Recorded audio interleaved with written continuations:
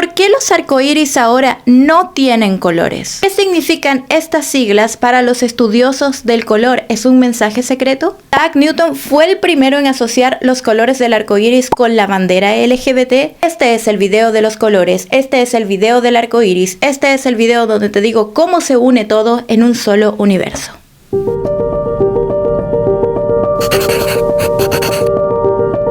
Breve disertación del arco iris. Todo lo que no hablamos del arco iris, todos los colores, cómo vestirlos, cómo usarlos, por qué la comunidad LGBT, por qué el prisma, por qué las épocas, por qué todo esto, por qué los pintores, por qué nos gusta tanto el arco iris. El espectro cromático. Nos encantan los colores, nos apasionan. Cada vez que vemos un montón de colores juntos, sentimos que ocurre una suerte de magia. Solo con ver aceite mezclado con agua en el pavimento, o si se asoma un arco iris en el cielo, sentimos que ya nos está cambiando el día, así de cotidiano. Incluso cuando una luz se refracta de forma inesperada sobre una superficie a través del vidrio y aparecen todos los colores, nos detenemos, tomamos una foto y decimos, wow, mira qué bonito, me está cambiando el día. Todo acaba de cobrar otra dimensión. Tiene sentido porque los seres humanos nos estimulamos a través de muchos sentidos y la visión es uno de los más importantes. También tiene que ver con el hecho de que estamos absolutamente rodeadas y rodeados de color. De hecho, el cerebro nos ayuda a ordenarlos porque si no, colapsaría. Por eso tenemos relación en cuanto al contraste, en cuanto al tono y en cuanto al valor de los colores, aunque creamos que no lo tenemos claro, la verdad sí lo tenemos absolutamente identificado, solo que tenemos resuelta la práctica, más no la teoría.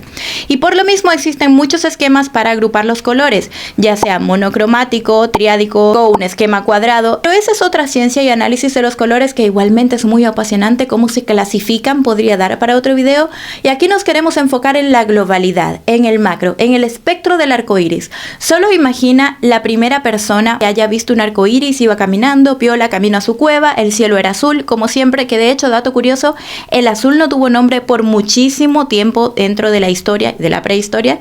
Pero en fin, imagínate una persona que va caminando y ve que aparece un espectro de colores en el cielo. Lógicamente es algo que asociamos a algo positivo, a diferencia de una tormenta que tal vez puede ser oscura o cegadora, y de ahí parte una de las primeras teorías de por qué nos gusta tanto el arco iris. Generalmente este aparece cuando se acaba de ir la lluvia y salió el sol, o sea que lo asociamos a la esperanza, al color, a lo vivo, a una superación. También tiene que ver, precisamente hablando de la luz, con el hecho de que si somos capaces de percibir muchos colores, quiere decir que estamos lejos de un área oscura, estamos a la luz del sol, estamos en un sitio donde nos sentimos protegidos porque no estamos dentro de la oscuridad. Así que también tiene mucho sentido que el arco iris nos transporte a algo positivo. De hecho, ya en Génesis se habla del arco iris, y esto me parece precioso porque bajo la visión cristiana, desde el principio los colores representan un halo, un hito de esperanza para la humanidad. Los artistas. También por eso es que múltiples artistas se han inspirado en el arco iris a lo largo de las épocas, tanto un reflejo de los colores a los que se ha tenido acceso y de cómo explotarlos en la paleta cromática. Ya por ejemplo los impresionistas tuvieron la fiebre morada, entonces también para muchos artistas utilizar el arco iris en sus pinturas era una forma de demostrar toda la gama cromática a la que se tenía acceso y que precisamente nos habla de una época. Entre mis favoritos están por ejemplo Rubens, que tiene una obra preciosísima pintada hacia 1636, y siento que es muy especial esta pintura porque él capta el fenómeno de la luz, el arco iris como un fenómeno lumínico en el que tal vez no hay una explosión de colores, pero ciertamente hay un rayo de luz que atraviesa el paisaje y nos indica por su forma de arco que es un arco iris. Otra pintura que me gusta mucho también es El arco en el cielo de Jules Breton.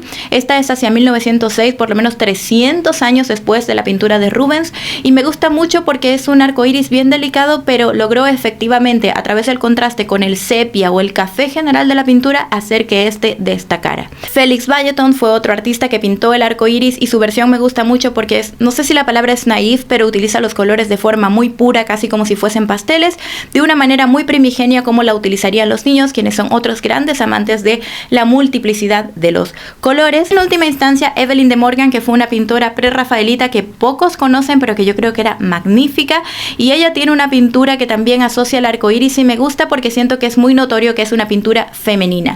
Mezcla los colores con un halo de luz, con algo simbólico, ella era simbolista, y también lo dota de mucha sensibilidad. Pero si vamos a hablar de personajes que realmente impactaron en la historia a través del estudio de los colores y propiamente del arco iris, tenemos que hablar de Isaac Newton. Isaac Newton. Mucha gente asocia a Newton con el experimento de la gravedad y la manzana, ya piola, eso está bien. De hecho, el primer logo de la firma Apple iba a ser la manzana cayéndole a Newton o cayendo frente a Newton, no entiendo. Finalmente decantaron por una manzana mordida, que me parece un guiño mucho más elegante. Y lo que me hace gracia de esto es que muchas personas asocian a Newton a precisamente el estudio de la gravedad, algo más objetivo que los colores, así como a Wolfgang von Goethe se le asoció también, por ejemplo, a sus obras literarias, a Fausto. Muy pocas personas, a menos que se dediquen al estudio de los colores, lo relacionan con su trabajo con la rosa cromática. Así que da a pensar que siempre como que los coloristas o el estudio del color está como renegado, como algo que no importa, como si a las personas que nos interesara esto no tuviésemos cabida en ninguna parte. Newton fue el que hizo el famoso experimento del prisma, al que le debemos cosas tan icónicas como la portada de Pink Floyd y muchas otras cosas más importantes en la historia de la humanidad, pero todos asociamos el prisma a la portada del álbum de Pink Floyd.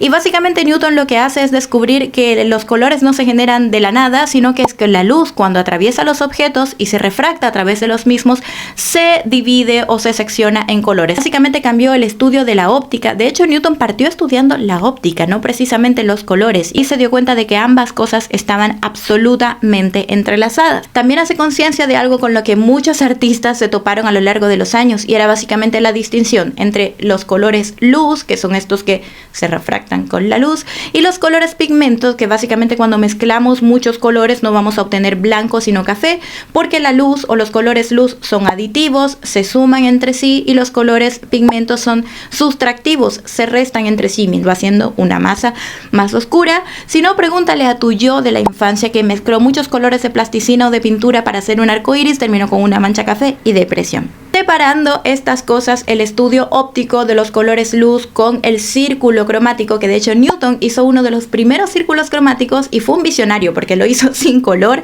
Lo que hizo fue anotar los nombres de los colores en el orden secuencial que él le ponía. Y aquí hay un dato curioso, porque siempre se le atribuye a Newton, para muchos estudiosos del color, que él fue muy matemático, que fue muy físico, que le restó espiritualidad a los colores, como por ejemplo los veían los pintores prerrafaelitas, que el color era una manifestación simbólica y espiritual. Y era como, ¿qué onda, Newton? Nos viniste a volver todo matemático, y que el espectro y que la óptica, no entiendo. Versus Wolfgang von Goethe, que se supone tenía una visión un poco más romántica, la rosa, los humores de los colores, y que unos son más pasionales que otros, y que el amarillo, etcétera, etcétera, etcétera.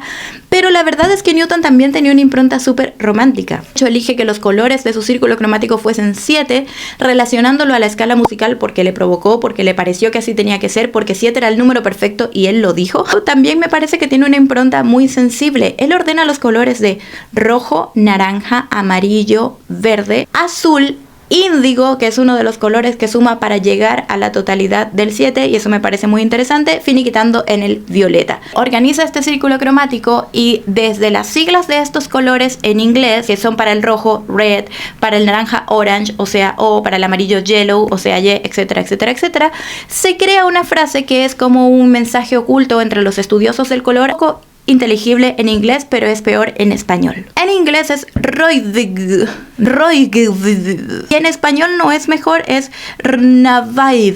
Sería como rojo, naranja, amarillo, verde, azul, índigo, violeta. Pero las siglas en inglés, Roy G. Viv, que muchas personas lo sintetizan en una suerte de nombre ficticio que es Roy G. Viv, separando esas letras, son unas siglas que se utilizan entre amantes del color y que incluso se han utilizado en campañas de la comunidad LGBT al día de hoy, porque sabemos que la comunidad LGBT adoptó la bandera multicolor como propia. Ya vamos a hablar de eso.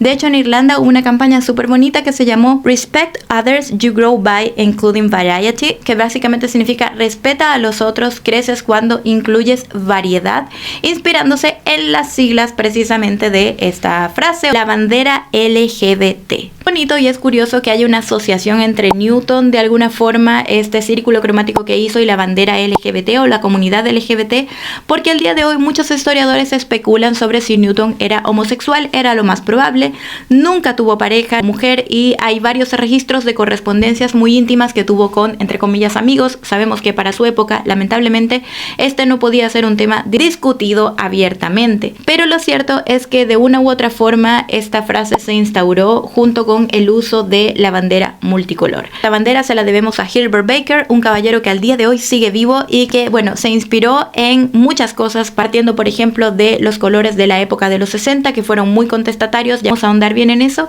y también en la canción Somewhere Over the Rainbow, Alguien bajo el arco iris, que habla de esperanza y de muchas cosas y que, si no me equivoco, fue creada hacia 1936. El arco iris ha estado siempre. De hecho, de acuerdo a la RAE, el arco iris es un arco de colores que se forma cuando los rayos del sol se reflejan en las gotas de lluvia, y es muy interesante analizarlo a través de las épocas porque ha ido mutando de acuerdo a cómo cada contexto y cada momento histórico se plantea, cómo los humanos reflexionamos en nuestro entorno y le vamos dando una forma visual. Por ejemplo, fíjate en esta pintura hacia 1800 de Robert Selvon. Es un arco iris modesto, claro, exponencialmente no muestra demasiados pigmentos, pero sigue siendo una representación muy puntual de cómo se veían los colores en esa época.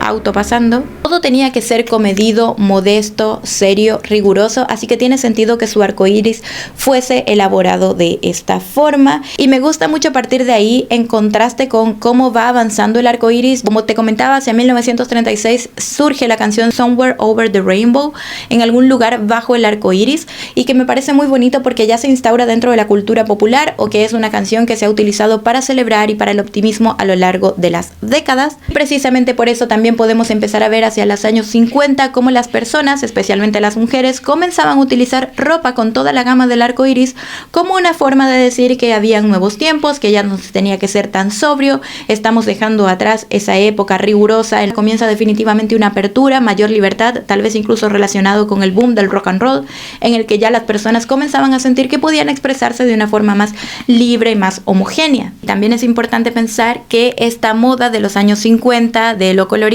se debe como residuo de los Rainbow Makers de la época victoriana hasta finales de 1900, que ya en 50 años estaba súper bien instaurada, y básicamente los hacedores de arcoíris fueron todas las personas durante la época victoriana dedicadas a diseñar nuevos pigmentos y anilinas artificiales, lo que cambió radicalmente la industria textil, la industria de cómo se vestían las personas, y que daba mayores posibilidades en cuanto a la forma de cómo elegías verte. Hacia los 60 y los 70 también hay que pensar en el movimiento hippie y el flower power. Amo con locura los colores de los años 70, y hace poco estaba leyendo que los colores de los 60 y los 70 fueron una forma contestataria de la sociedad de responder a la guerra, de utilizar colores con contrastes fuertes. Era una manera de gritar rabia y optimismo al mismo tiempo. Me hizo sentido porque la moda hippie era tan estrafalaria, sobre todo considerándolo en contraste con lo oscura, sombría, verde y café oscura, que es la guerra. Esos son los colores que yo asocio. Incluso hacia los 90 y el 2000 empezamos a ver todavía más color. Hay unos contrastes bien especiales, sobre todo en los 90 habían muchos colores, esas combinaciones, pero con colores más o menos apagados, como que se había ido un poco esa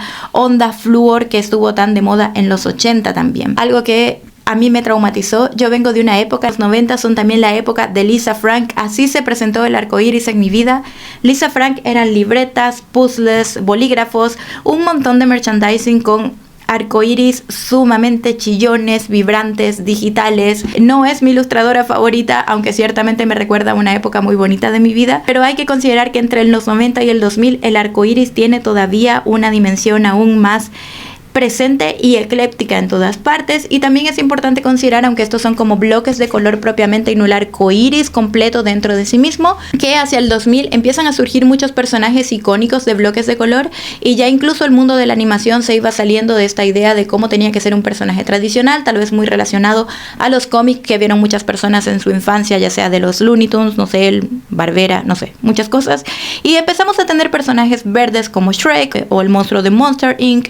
Se popularizan los Simpsons, que son amarillos, o tenemos a las chicas superpoderosas, icónicas dentro de su corazón rosa. Así que igual van surgiendo muchas aproximaciones al color puro y personajes que empezamos a identificar con facilidad. Estaba también Coraje, el perro cobarde, que era púrpura. Bueno, dan muchísimos los ejemplos para contar. Al menos hasta llegar ahora, donde tenemos el arco iris moderno que no tiene colores, y esto es un fenómeno que me llama muchísimo la atención. Ve a Google inmediatamente, escribe arco iris moderno y cuéntame qué te sale. Me parece muy extraño llegar a un periodo de la historia del arte, de un periodo social en el que el arco iris incluso se representa sin colores. Esto debería ser estudiado como un fenómeno sociológico. He buscado en libros, he buscado en artículos, estoy adscrita a páginas de investigadores donde trato de conseguir cuál es el origen de este fenómeno y no consigo otra respuesta que simplemente Internet se diversificó, se masificó. Estaba tan inspirada. Yo estaba muy inspirada. Puso de moda esta idea del arco iris sin colores, así que como no conseguí ninguna tesis donde sustentarlo, tengo mis propias teorías como estudiosa del color, así que van estas teorías avaladas por mí. ¿Por qué el arco iris ya no tiene colores? Mi primera respuesta para adjudicar al responsable o culpable, según lo quieras ver, tiene que ver directamente con Pinterest, con la inmediatez de lo reproducible. Ya lo habló en algún momento de la historia Walter Benjamin, el arte en la era de la reproductibilidad. Bueno, con Pinterest pasa un poco lo mismo. El fenómeno de lo global. Una cosa bonita que puede ser popular acá, también puede estar siendo popular en China y en Italia y en Marruecos, porque todos tenemos acceso a las mismas imágenes. Así que de partida entiendo que se pueda viralizar un fenómeno que se hizo popular así alrededor de todo el mundo, independiente de nuestros contextos socioculturales, precisamente por esta viralidad. Considera que en Pinterest se han puesto de moda muchas tendencias, como por ejemplo el hygge danés, que tiene que ver con momentos de chill, de relajarse, de cómo ambientar tu casa. También está el sad beige, que es un trend que yo creo que ya va a pasar de moda. Creo que viene una época en la que el mundo va a volver a explotar en color, porque somos así, los seres humanos funcionamos de esa forma. Se pone de moda una cosa, esa cosa pasa de moda e inmediatamente viene la contrarrespuesta. Así que después de tanto beige y tanta neutralidad y tanto gris, yo confío, espero en que venga de vuelta el color. No sé cómo, no sé si quiero que sea tanto color, pero que venga el color. La gente tiene esta gran biblioteca que es útil para todo el mundo, que es Pinterest, y entiendo que esto se haya popularizado por ahí. La segunda teoría que tengo tiene que ver con que un arco iris sin colores combina con todo. Literalmente tienes todos los colores, o al menos una forma que debiese tener todos los colores, lo pones y ya estás dando un símbolo de algo optimista y alegre, porque el arco iris ya es un símbolo por algo desde nuestra primera infancia. Cuando estamos en el jardín es uno de los primeros estímulos visuales que tienen los niños, la representación del arco iris, porque transmite alegría, porque se aprenden los colores, qué sé yo. Me parece que es una forma muy inteligente de atraer energía a tu lugar sin que se vea necesariamente infantil. Puedes mezclarlo con distintos colores o darle tú tus propios colores y jugar con el símbolo, aunque no sea propiamente un arco iris. Yo aún estoy debatiendo si estoy de acuerdo o no con este fenómeno. Que yo esté de acuerdo o no significa nada, igual va a seguir pasando, pero lo que quiero decir es que no tengo un criterio único acerca de esto. Siento que necesito todavía muchos matices, muchas cosas que interpretar. Y tercero, reafirmando un poco la idea anterior, bueno, creo que al ser una imagen simbólica que está inserta dentro del imaginario popular, se puede permitir tener diversificaciones, como ocurren con muchísimas cosas. Un ejemplo de esto es la imagen del corazón. El corazón se ve de una forma, el ser humano busca sintetizarla, la forma más sintética de esto sería un óvalo, y el punto medio sería la forma de corazón común que conocemos, ¿no? Entonces aquí ocurre un poco lo mismo. Tenemos una imagen que ya es simbólica, el ser humano busca reinterpretarla de acuerdo a sus necesidades en ese momento, y ¡paf!, se crea la nueva versión del arco iris moderno. El uso del arco iris al día de hoy. Ya como adultos conviene pensar en los colores del arco iris. Al menos yo no puedo evitar pensar inmediatamente primero en la bandera LGBT, eso es lo primero que se dispara en mi cerebro, y luego vendría a ser la bandera de los pueblos andinos, de los pueblos originarios, que tiene como esta misma representación de incluir a todos, porque estamos todos dentro del espectro del arco iris. Eso me parece muy hermoso. También es cierto que se puede relacionar muchas veces con lo infantil. Cuando vemos algo multicolor podemos creer que es algo para niños, especialmente en la ropa. Yo también lo asocio mucho a personas muy creativas, que creo que cuando utilizamos todos los colores estamos haciendo un statement, estamos diciendo me gusta la alegría, me gusta destacar, no tengo problema en manifestar la persona que soy, porque obviamente todos van a voltear a verme porque atrae la atención del ojo, y creo que a los colores le sientan bien a todo el mundo. Actualmente con las tendencias y los expertos en colorimetría nos explican cómo hay colores que le van bien a algunas personas y le van bien a otras, pero también siento que usar todos los colores es un combo que le va bien a cualquier persona. No puedo pensar en una sola persona que se vista con muchos colores al mismo tiempo y no transmita un mensaje de alegría, o que inmediatamente llame la atención, o que te esté diciendo que es creativa, que es arriesgada, que esté haciendo un statement muy hermoso. En última instancia, también quería conversar de qué ocurre con todos los colores en nuestro entorno, en el día a día. Ya, Sara, sí, nos encanta hablar de los arcoíris, pero ¿convendría pintar la casa de todos los colores? Es algo que obviamente pensamos más en carnaval, en momentos de celebración, en algo que se sale de lo establecido, y por eso en diseño existen cosas como la regla del 60-30-10, en la que básicamente podemos utilizar los colores que queramos adecuándolos en temperatura y en cantidad para nuestros espacios. Por ejemplo, 60% un color de fondo, que puede ser el color de una habitación, el color del suelo, el color principal, el background, el fondo que te está rodeando.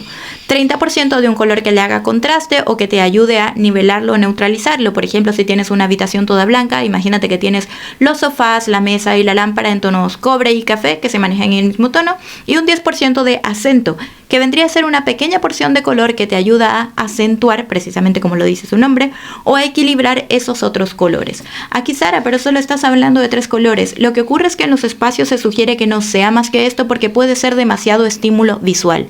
Y cuando tenemos muchos estímulos visuales no descansamos, el ojo está debatiendo entre dónde presta más atención, se está peleando consigo mismo.